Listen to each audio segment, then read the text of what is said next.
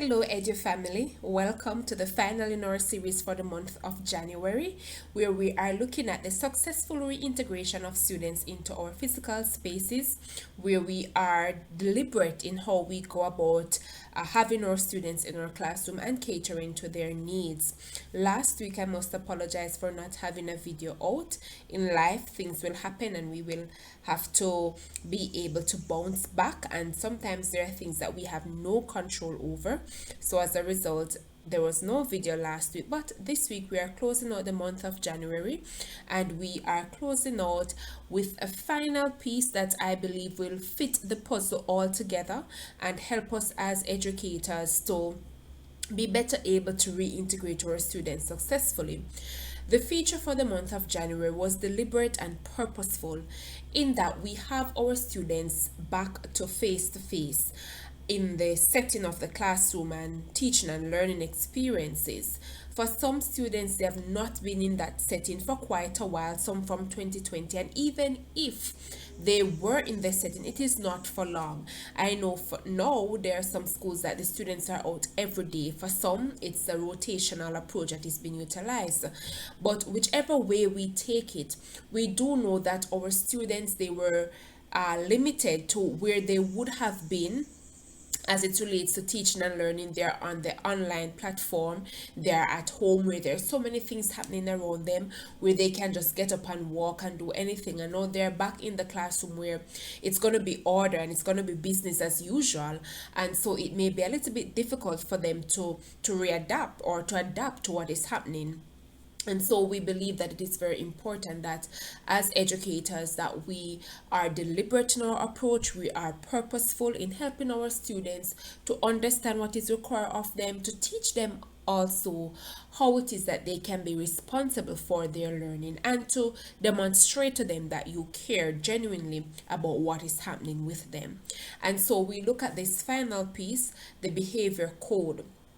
Now we do know that behavior of and in itself, it is a challenge. You have classroom behavior, there's behavior management.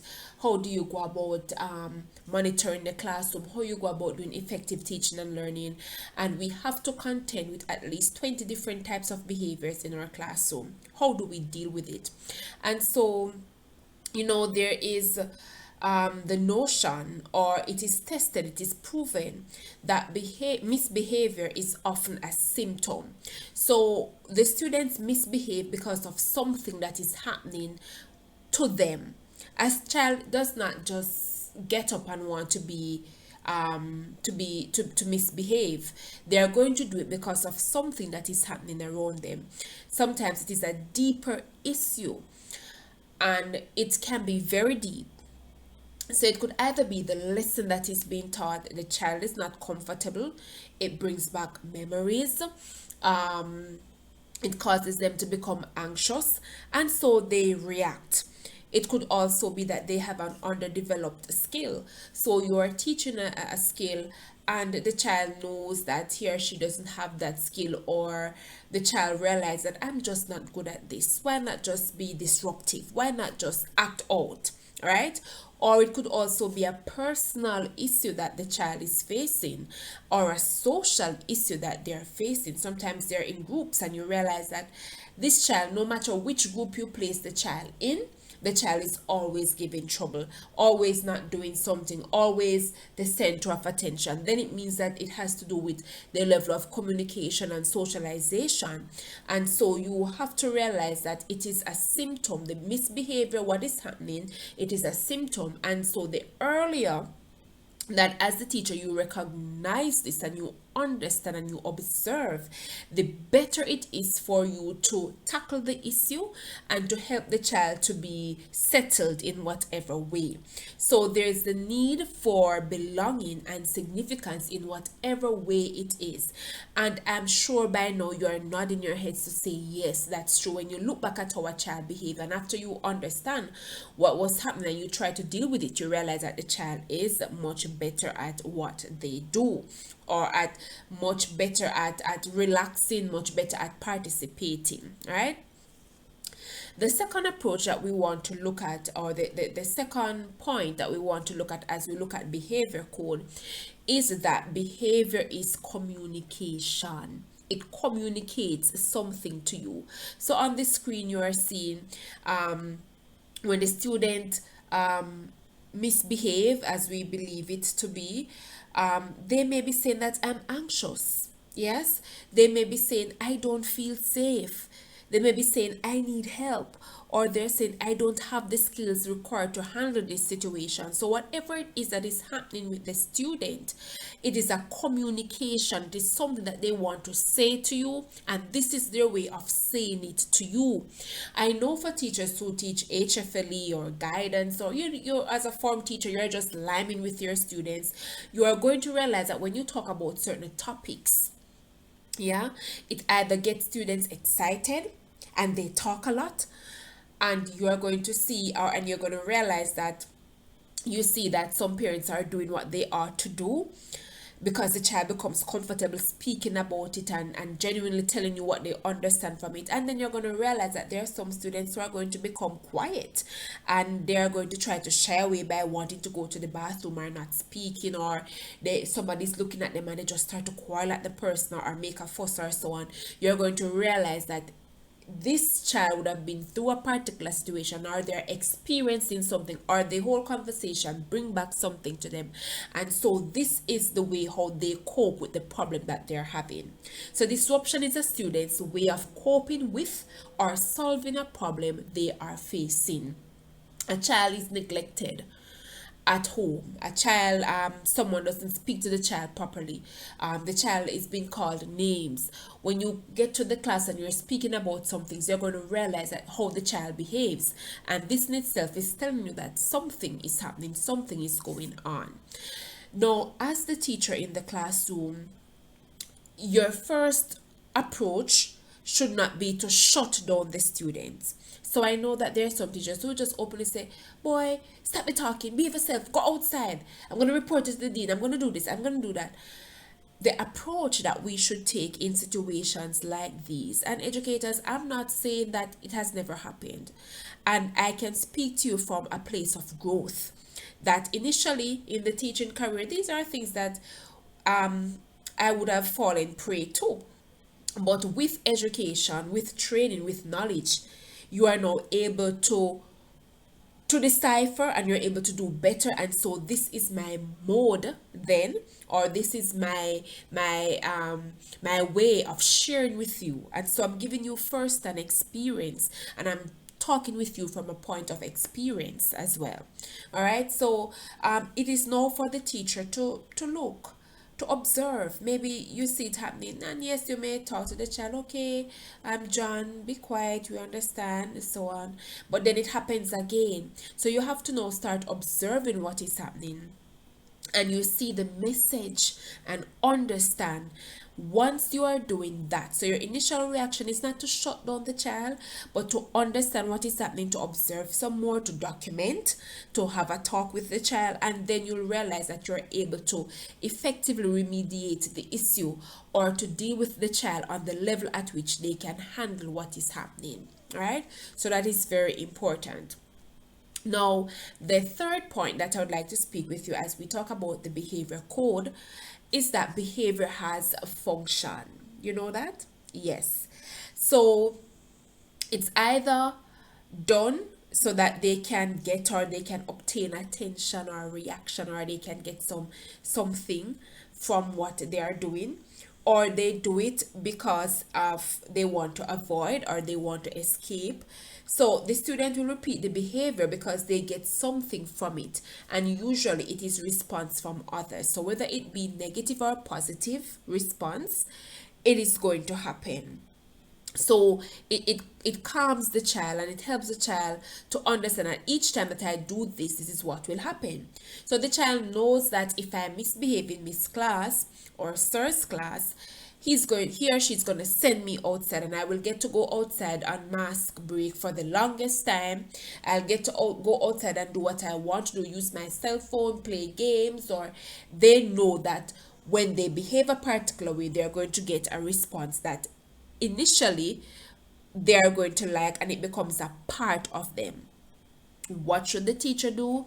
The teacher now must be able to identify what the student gains from the behavior. So every time they outburst, you stop the class and you have a long lengthy talk, and they get to do what they want to do, or they get to waste the time, so they don't get to do the math work or the English work because the child doesn't like that subject. Yes, or they get to go outside and take their cell phone and do what they want to do while the class goes on.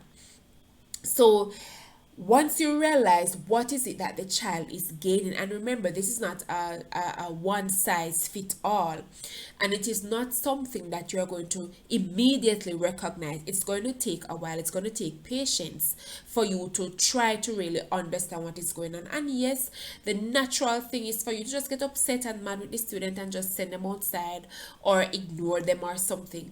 But then you want to be able to, while you react to it, you want to be able to not have a knee-jerk reaction every time the child does that. So maybe the first two times there's a knee-jerk reaction, but by the time you get to the third opportunity, or the child gets the third opportunity to do so, you should have a plan in place so that you can stop what is happening. And by understanding what the child gains from it, you are now able to appropriately address it and to correct it. So the child is going to pick up that, oh, when I do this, miss don't bother to send me outside anymore, so might as well I just stop. Right?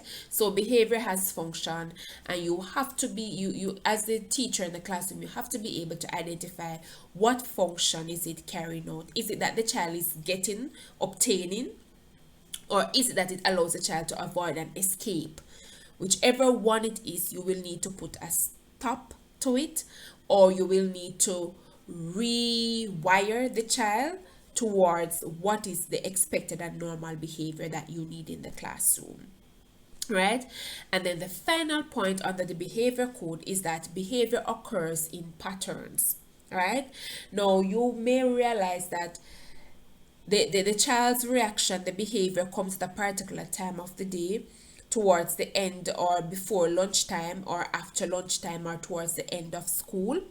It could be an activity. Each time you are to do this activity, this is what happens. So each time you are to recap what happened in the last class, the child misbehaved because the child never got an opportunity to review what was done or so on, so they act out. It could be also based on people. It could be you, that the child just naturally, once you come to the class, they just decide that they're going to give you trouble. You could remind them of a stern parent. You could remind them of somebody who has abused them, sadly, or your actions could have reminded them of a friend, and they just feel like they can just do what they want to do in the class while teacher is in there. And it can be so many other factors. So you have to be able to understand how this behavior is happening. What is the pattern? Now, once you identify the pattern, then you're able to understand the function, whether it is to avoid or escape or to gain or obtain. And then you are now able to see what the intent of the behavior is about. And so by doing that, you are now able to stop what is happening. You're able to reintegrate the child in the classroom. You're able to help them to redirect their focus on what is happening in the classroom. So on the screen, you're seeing the ABCs of understanding behavior patterns. So usually there is an antecedent. What happens? What happened before this behavior occur? And sometimes it's a one-off thing. It's not an everyday thing or an everyday class thing. It is just a one-off situation where this is happening. But you still need to understand what is triggering it. What is the trigger? What causes John to behave this way today? All right? And then you want to look at what is the behavior. B, what is the behavior? Is it a function? What is it saying to me? Right? And then C is the outcome or consequence. What happens after the behavior occurs? What is the outcome? What is it after the child has misbehaved, or after the behavior? What is going to be the outcome? What is the consequence? And remember, to educators, that while we are looking at the fact of we may want to tune this to misbehavior, We also have to remember that it could be good behavior that the child is displaying, and you want to ensure that you are reinforcing the good, you're highlighting it, you're commending, because if you don't, then the child, will break, and or the child will redirect it to a bad behavior. So once there's good behavior, reinforce it, highlight it. When it is bad, even if you highlight it, you're not to reinforce it. And even if you reinforce it, it should be negative, so the child knows that if I behave this way, this is going to be the outcome. I want to thank you so much, educators, for listening in. For the past week, you have been engaged. The past weeks, sorry, you have been engaged as we look at the successful reintegration of students into the classroom.